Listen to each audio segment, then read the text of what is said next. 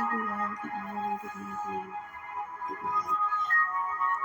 Everybody in their respective places. I just want to bring this word of encouragement to you.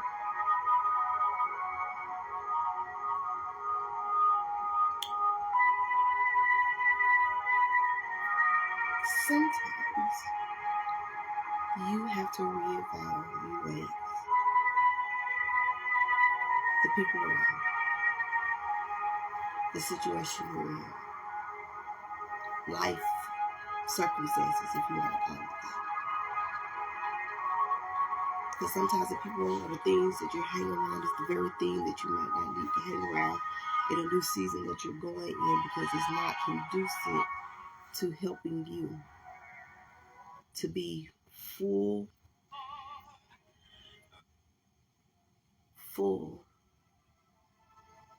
in what God needs you to do.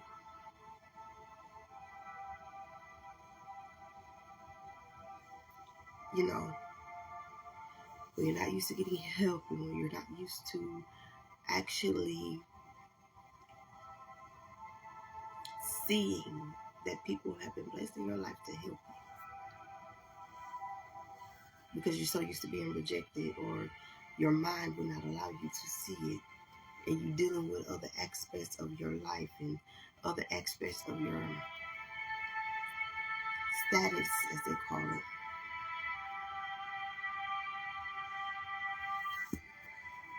You need to reevaluate the mindset, because your mindset will cause different things to come into your mind that should not be. It'll cause situations to look one way when it's not that way at all. And when you allow God to come in and begin to clean up your mind, and allow him to clean up the way you see things, and the way you hear things, and the way you perceive things, and the way you read things, and how you take it out, and how you look at it, and how you perceive it, it's going to be totally different than what you would have if you was in the old mindset. And sometimes God allows things to happen that we don't understand, or we don't even want to try, or we don't even want to face, or that we don't even want to take the moment or the second to even reevaluate to see what it really means, because our mind is already made up that this is not good. When God said, I'm using everything for your good, to present, to show you this is what I need to burn out of you, you're not going as far as you think. And people look at you like you're crazy, because there's certain things that God has told you to move. There's certain limbs he told you have to cut off your tree. There's certain branches that you can no longer carry when you go to another place, because it's not producing fruit in this season. It's not producing the things that you need to do. It's no longer conducive. It's just taking away from you. It is not adding into you. And we perceive it as rejection, because the enemy has come in and has tainted our minds and our thoughts. I'm a living witness of that, because I've been there. There were some times where people will come and help me, and I'm like, no, I don't need the help. I allow pride to come in, because I'm like, no, I don't need the help, because my mind has been taken, because I've been labeled as a burden. But look, somebody told me today, they say your true friends will show up when you are a burden on them. Your true friends will show up when you become a burden, because when they really love you, when they really want to be there for you, when they're really shaping and molding you, when they're really pushing you out there, when they really see what's inside of you, they want to cultivate it. They want it to grow. They're like, it's more that's in you, and I want to pull it out of you. But if you allow them to even come in and begin to do the work that God has sent them to do, some of us have missed out God sent people because of the rejection we have been walking through in this season, or the season past. Oh, Jesus. It's our mindset that we have to go back in and reestablish. Our mindset that we have to go back in and change, because the mind is a war zone. And if we allow certain things to stay in our minds, we're not going to make it as far as we think we can.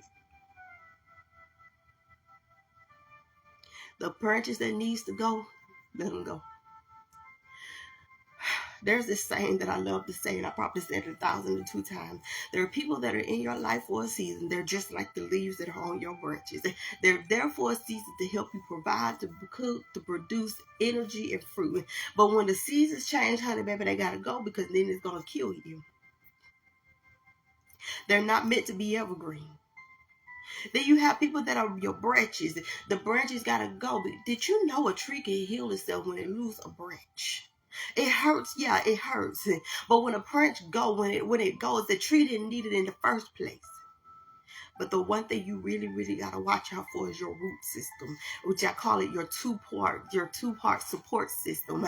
That's your leaders, anybody that holds titles, anybody that you're under, that's your leaders. And then the people that are outside of your church, the church members, when you hang out with them, that's your other support people. And sometimes some people come in and they're not made of the right motives, and they're tainting you.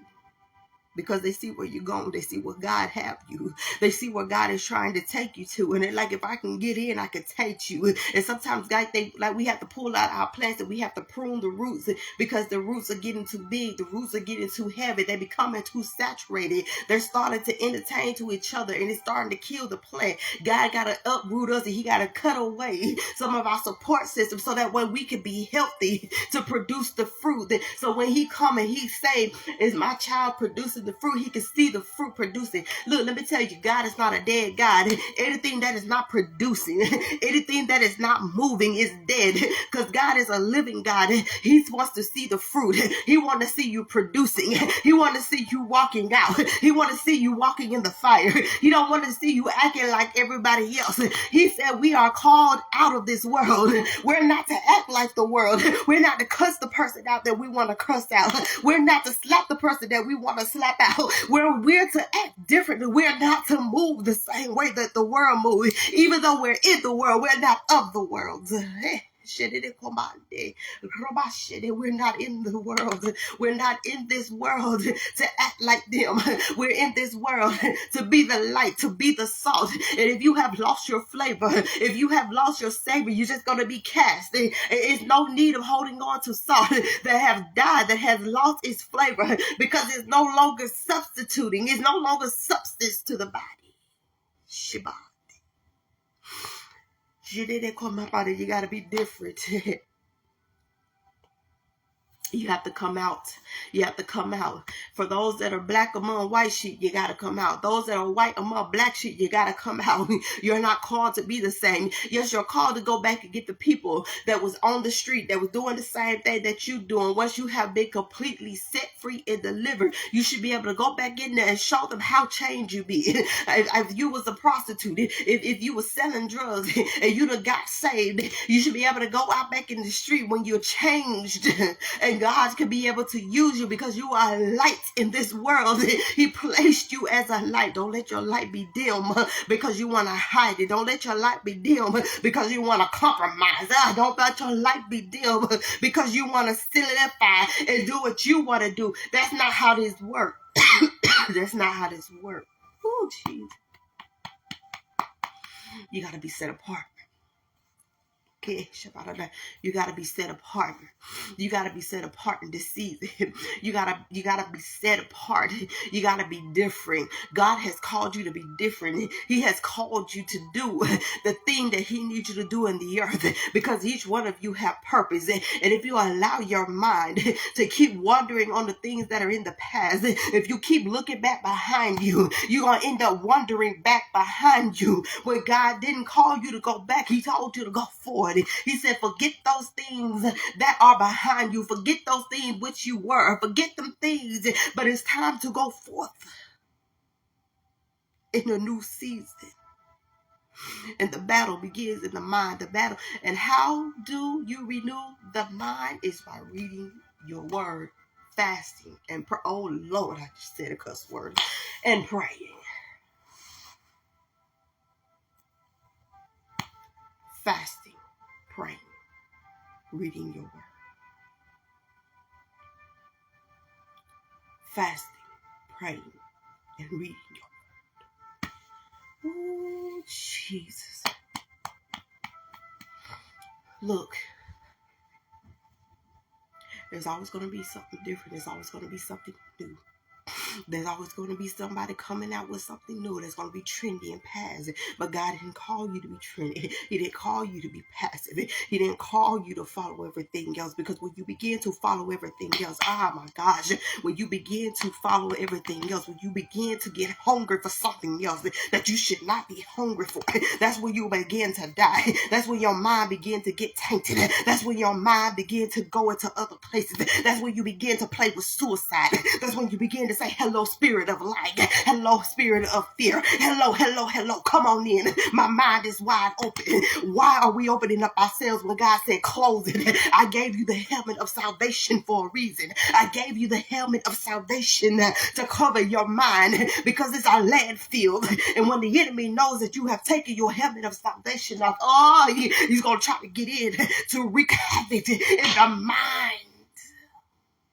Because he knows if he can get the mind, he can get everything else. Been there. Been there. Been there. Ooh, some of you guys probably think I'm cussing right now, but I'm not.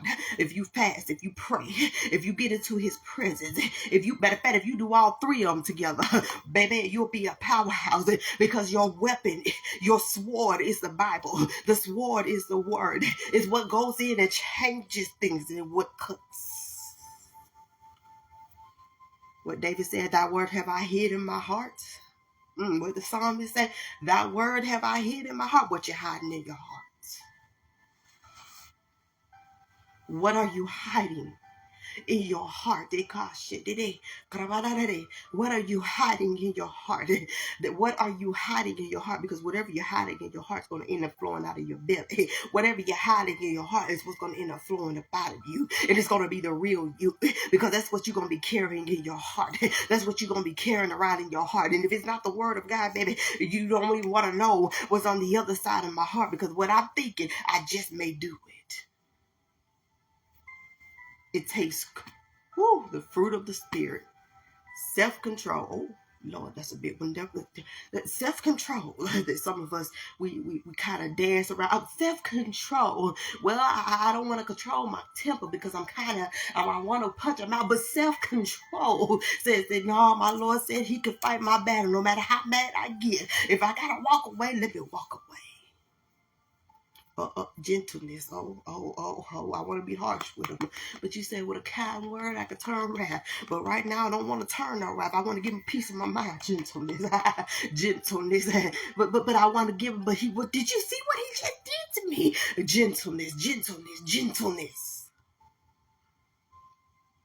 Gentleness lines up with self-control. Oh, my Father. Temperance. Are you sure I just can't cuss them out? Temperance. Oh, Lord, let's not even go back about love, especially when they made us upset. Oh, Lord, let's not even go there about love. Love thy enemies. Oh, that's the hardest thing I can do because right now I want to throw a rocket. What is hidden in your heart? What is coming across your mind as we speak? Are you a hurt person? As they say, hurt person, hurt people. Heal people, heal people. But when you're in a process of healing, when you're in a process of getting out that old you and allowing your flesh, yes, I did go there, allow your flesh to die. And allow the Spirit of God to walk up in you and to wake you up and begin to do what he needs to do. Oh, shit, God. It's not going to be easy. He's not looking for a temporal. He's looking for a life. He's not looking for somebody who will do it on Sunday, marry him on Sunday, and then when they get out of church, take the ring off and divorce him Monday through Saturday and come back to him on Sunday and say, I've been married to him all week. No, he's looking for a life. He's looking for a lifestyle. He's looking for a lifestyle of worship. Some of us dealing with suicide. I just don't understand, how do I get suicide in my head? I just don't understand how I begin to think that I would be better without here, because people have been saying that around you for so long. People have been feeding that to you so long. Some of it has been subliminal, and some of it has just been straight to your face, and it cut you so deep that now that your mind has been infiltrated, and now that your mind has been tainted with, oh, I'm better off not being here, my children will have a better life, this, that, and the third, things will happen without me, things will line up better without me. Now it infiltrated your mindset. That's how. Fear of everything, allow it to come in. Well, how do I counteract it? The word. The word. It comes to, what are you desiring? What are you desiring? What are you longing for? What are you hungry for? What are you thirsty for? Matter of fact, let's put it this way. What are you spending more time with? Are you spending time seeking God's face? Are you seeking the enemy because you're thinking on it constantly? See, when you think on suicide so much, I've been there. You looking at somebody who's about to jump in the river. I went to a place I knew I wasn't a good swimmer. See, I wasn't going to be like some of the people that go say, I'm going to jump off the bridge or do this, that, and the third, and they could turn around. No, I was going to just jump on in the water. A place where I knew I couldn't survive even if I tried. I could not survive even if I tried. That's why I was going to go to the river. Because I couldn't share with anybody. I was given the title of perfect in school, and I had to line up and everything, and I didn't have nobody that I could turn to, that I could work and talk to, and I felt like my mom was going through so much. I didn't want to burden her. And my pastor, yes, he was there, but he had so much going on with all the members. I didn't want to burden him. I felt like I was a burden on everybody, so I thought it would be easier for me to go. Couldn't tell nobody at school. That's how lying became my best friend. It covers your true feelings. I'm just saying. Suicide and lying. Suicide and self-esteem. Suicide and low self-esteem. They go hand in hand. Fear go hand in hand. The people you hang around go hand in hand, because I was hanging around people. Some of them was good, don't get me wrong. They was like, oh yeah, you can do it, blah, blah, blah. But most of them was like, no, you should go kill yourself. You're never gonna have any friends. You should do this, do that, do this, do that. Basically, your life is not valued. Well, God has a value on your life, and it's priceless. He knitted you together in your mother's womb for 9 months.